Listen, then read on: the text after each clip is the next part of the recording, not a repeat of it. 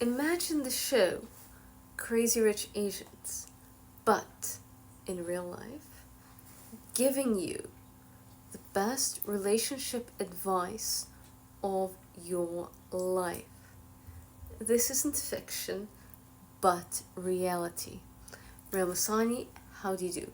So the next big thing blowing off on TikTok, which I promise you will be everywhere in every paper, is this new TikTok content creator called Rebecca Bloom. She's amazing. My parents are going on an African safari for my birthday, so I got my birthday present early, and it is the most stunning Van Cleef high jewelry piece. This is what it looks like off and on my finger. It's from the Folie de Près collection in Van Cleef. Some of you guys might know, but I got the necklace to wear on my wedding day. Amazing. You probably saw her latest fashions, in my shorts. And here we have her absolutely dazzling relationship advice where you see her education, how cultured and well read she is. And this is class, right? She's so, unassuming. She's just saying her life on the internet. And isn't it fabulous? And we can learn so much. So I have compiled here some of her best relationship advice highlights. Now, for more, for example, her beautiful fashion, go on her Instagram. I'll have some links below. And for more of her fashion, her life, her absolutely divine relationship advice, of course, I have some highlights here, which are juicy and coming up. You will see how good they are because they're good. It's some of the stuff I've been telling you that coffee dates are for lower class ladies, and none of you were listening, right? Upper class ladies, you know what? Our parents pay us, our bills, and they take us out to the nice restaurants, so we don't need to suffer for 3 hours with a dusty for some silly dinner that our parents get us anyway. And she does have a video how she learned that stacking a bunch of coffee dates on the same day is much more efficient because for affluent people, time is money. So if you say, I don't do coffee dates, you do betray your class. I've said it over and over again. So she tried the dinner dates, and because she's affluent, it did not work for her. You'll see that. But then she also has excellent advice based on finance, on valuing your time. And, there's a certain laws of economics, like diminishing marginal returns, right? And, as in, if you put so much effort, right, in a relationship, that's not going anywhere after a certain time. There's a diminishing return, right? She bases, like me, her relationship advice on science, on research combined with her personal life. It's excellent. This is the best relationship advice on TikTok, right? The best relationship advice on the internet aside from my advice. So how would I differentiate my advice? Well, my advice, I've been different social classes in my life. I love that she's happy and privileged and unassuming. At the same time, as an immigrant, and my family had to flee for political reasons, and we lost most of our money, which was tied into real estate, right, in our home country. So, and then I wanted to be independent, so I had to start from zero in a new country. And being brown, it's a different race and everything, and class, so I had to learn from zero, right? So some things I learned, that what privilege is, right? That's my privilege growing up, where my family was the old money, etc. That that doesn't translate to the West, where they have their own establishment, right? And when you're from the majority race, when you move, you're the minority, you cannot afford to do the same things, right? So, for example, Becca Bloom moved in with her boyfriend or with her fiance, whereas if you're not from an elite family, you cannot get away with things like that.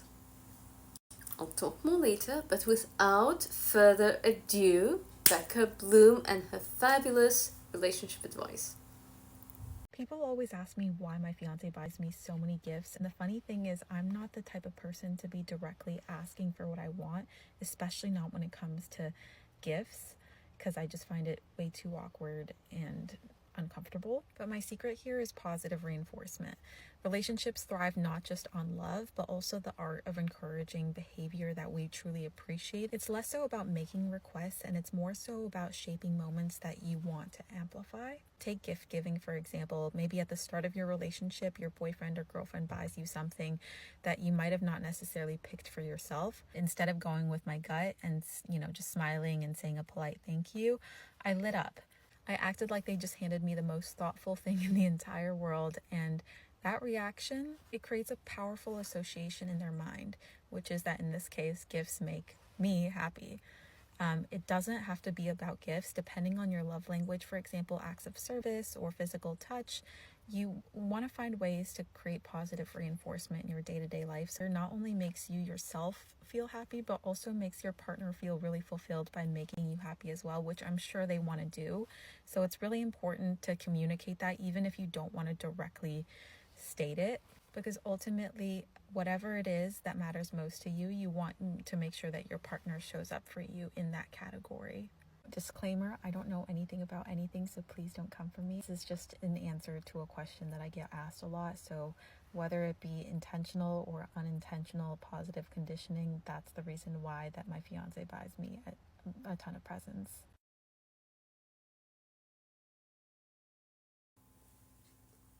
So, she is so lovely, as you can see. I really love her content.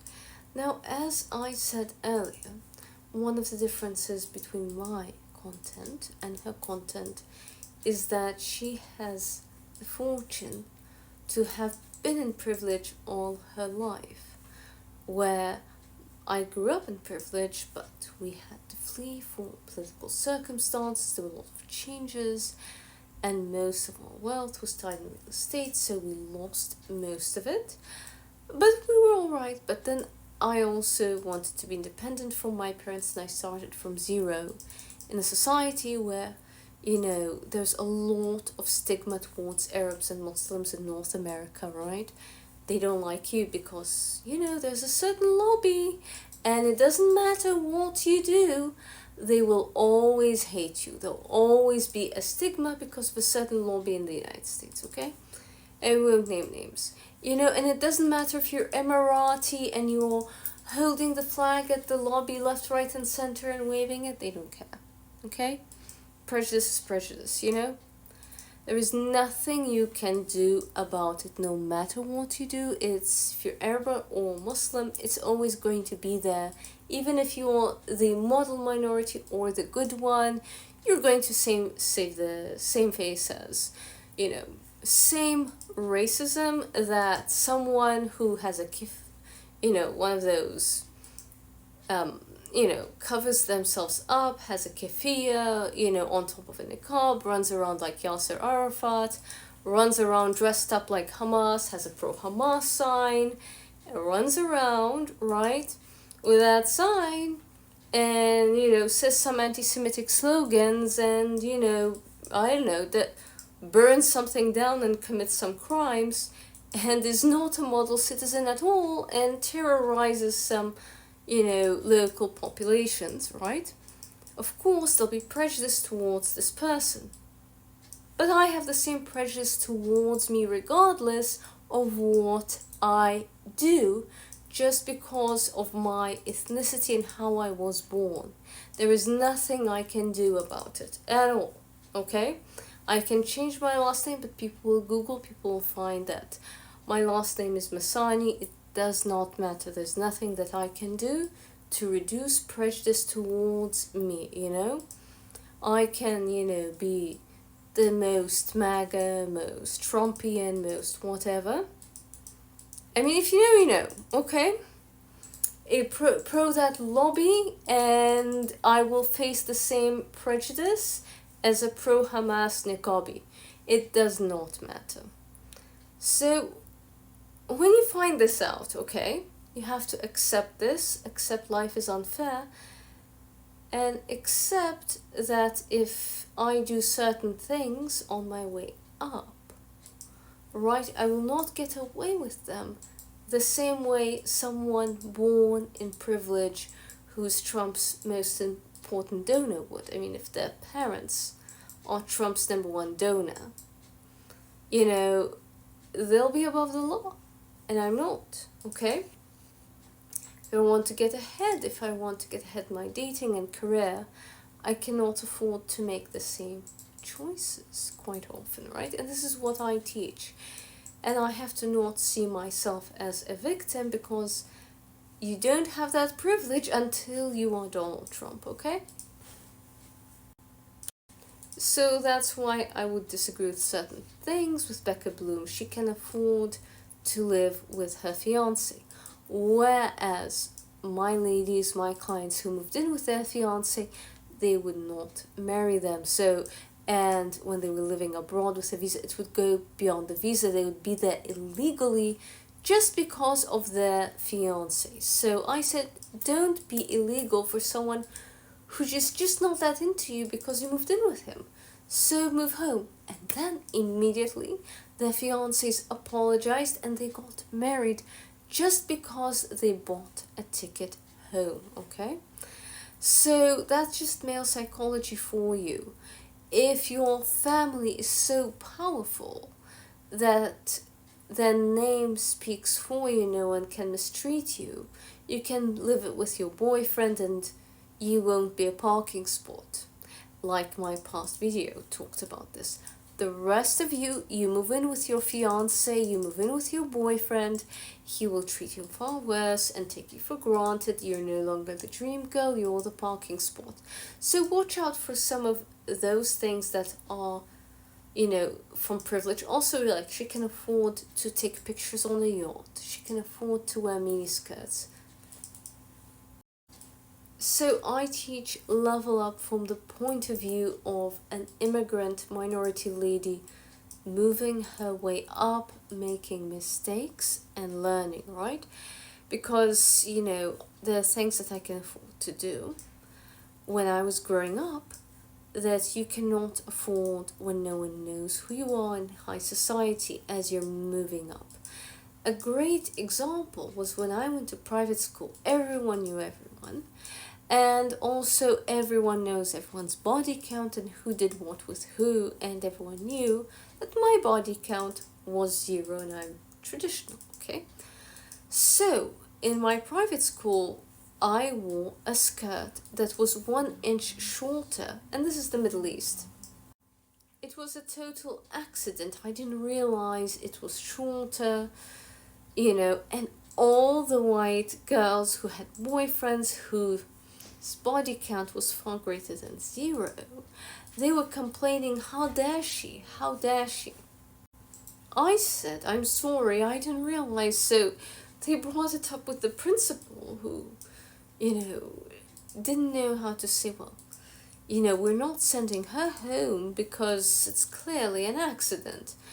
But if they did it, they would be sent home immediately because, you know, they were all trying to get the boys' attention, right? They were desperate, using their body to try to get a boyfriend, right? My school, they said, no. So if they did that, it was on purpose. If I did that, it was an accident. It was a mistake. You know, I didn't realize how, you know, low cut that skirt was, and I never wore it again. See, I could get away with it in my home country, and they could not, okay? There's certain rules and certain times when you, especially if you are the elite of your country, you can get away with certain things. And everyone knows your reputation, so if Jennifer Gates wears a miniskirt, everyone knows she's not some floozy or strumpet, and you cannot get away with treating her poorly, right? She'll always be treated well. But if you're not Jennifer Gates, don't wear miniskirts. So there are a few things like this that you should note and think critically, that she does have privilege. So there are a few things like she has some photos in bikini. Everyone knows who she is. Everyone knows that she's not some Dubai Instagram model who, if you ever heard of Dubai Porter Party, right? But if no one knows who you are, that's the first thing people assume when you put your swimsuit photos. Gentlemen, are more overestimating sexual interest, while ladies underestimate sexual interest. It's just their fun vacation photos, and they're not, posting it. Especially when you post your photo for vacation, you're not doing it to attract gentlemen. You're just showing to your friends, I had a fun vacation. Wasn't it great? Do you also summer here too? Do you winter there, right? And maybe December's just not Decembering the way Decembers used to go, as Becca Bloom put it.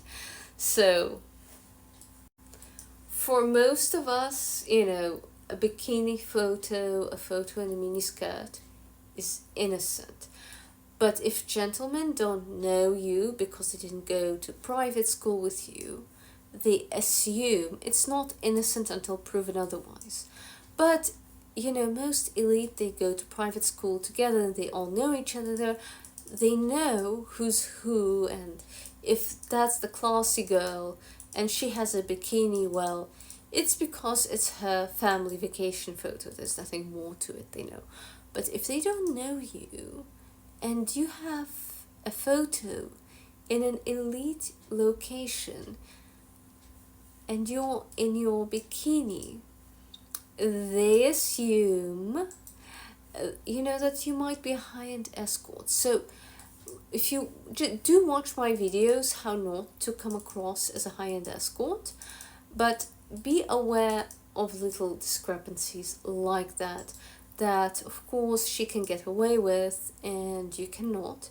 Most of the advice is excellent, and I also think you should take my advice with a grain of salt because not everything suits everyone.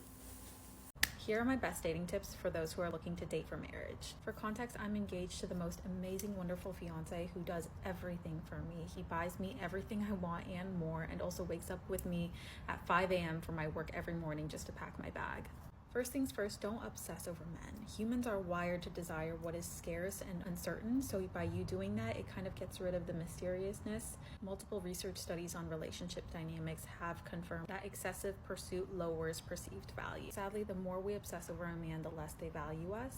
Second, your time is valuable. Don't waste it on a man that you know is not going to be a good fit just for a nice dinner date. Back in college, I used to go on dinner dates all the time. They were really lovely, but I realized that I was wasting so much time with people that had no relationship potential. That's when I actually controversially switched to coffee dates, and they would only last for 15 minutes. If I decided I did not think that it was a compatible situation, I could just dip without having to make up an excuse. I'm never going to tell a girl to lower her standards because I have very high standards myself, but it's important to communicate those standards. I express very directly what I want from the first date, and I want to be engaged, when I want to get married, when I want to have kids, and my aspirations in life.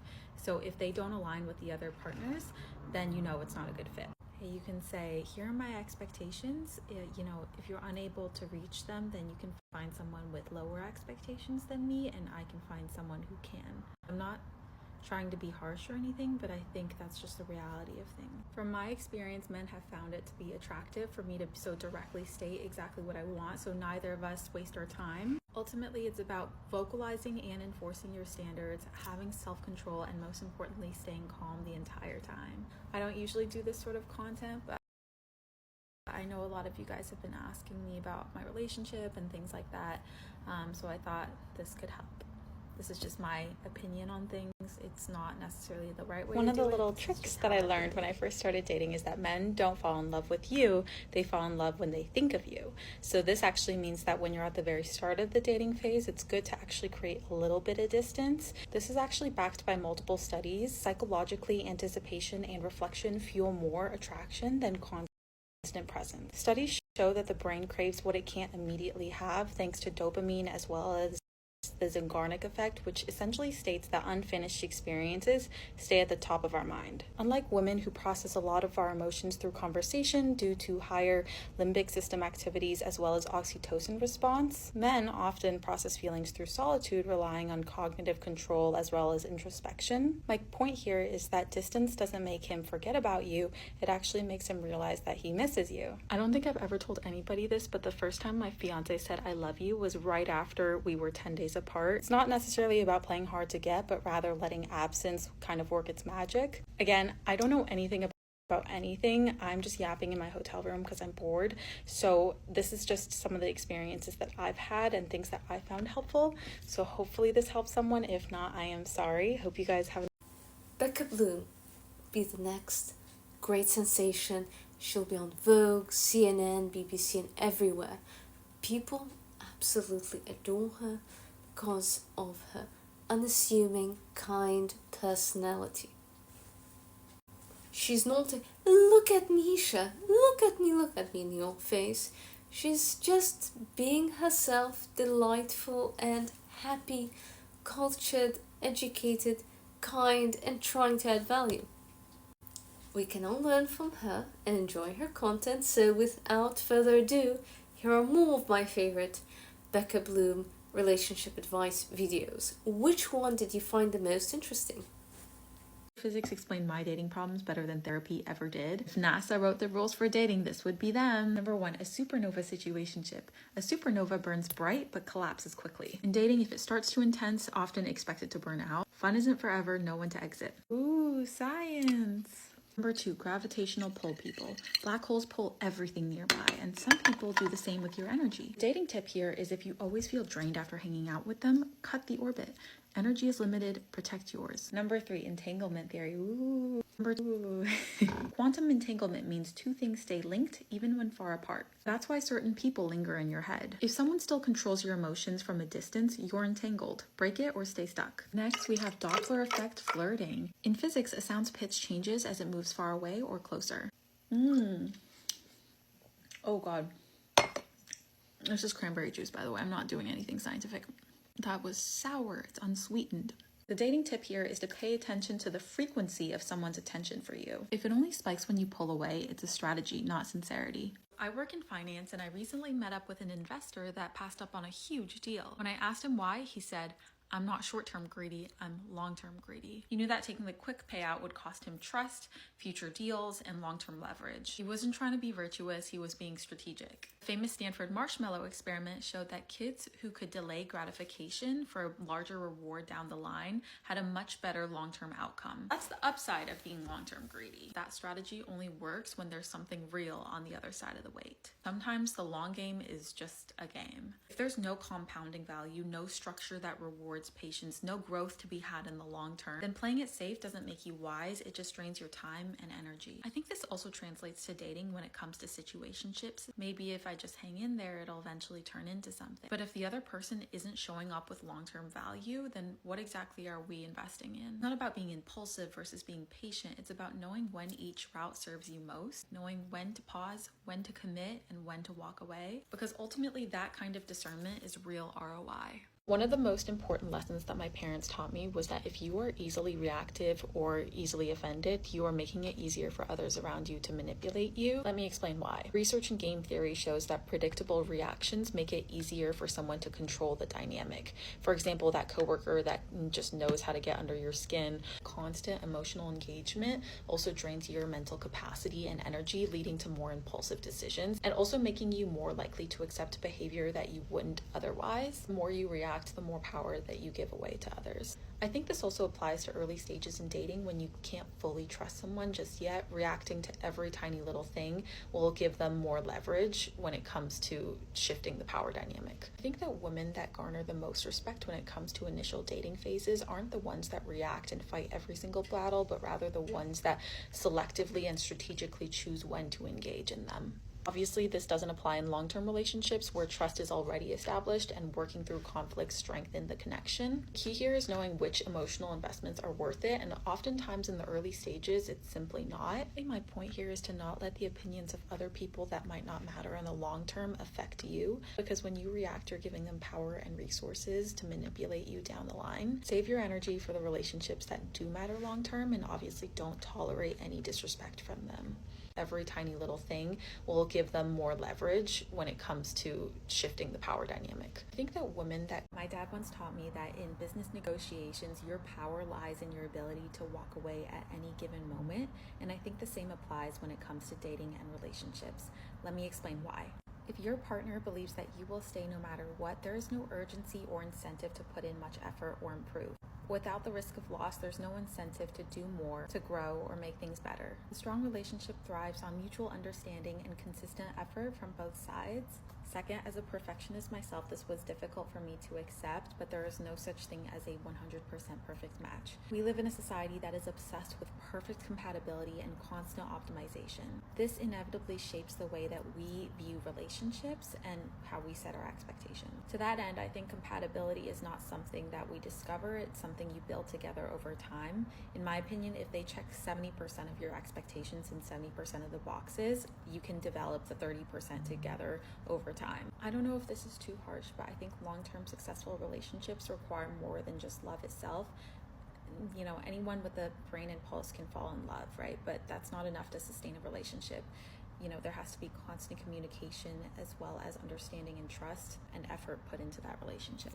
Again, I'm not a dating coach or anything. I just have a very successful, happy 5-year-long relationship. So I thought I would give some advice. Hopefully this was helpful. Let's turn dating into a high-yield investment strategy. Rule number 1, don't invest more than you're willing to lose in the discovery phase. In early dating, we're in the due diligence phase. Don't pour in time, money, vulnerability before assessing ROI. In this case, it could be emotional safety, consistency, or values alignment. You want to treat your energy like capital and don't invest until there's a proven growth trajectory. Rule number 2, diversify our portfolio.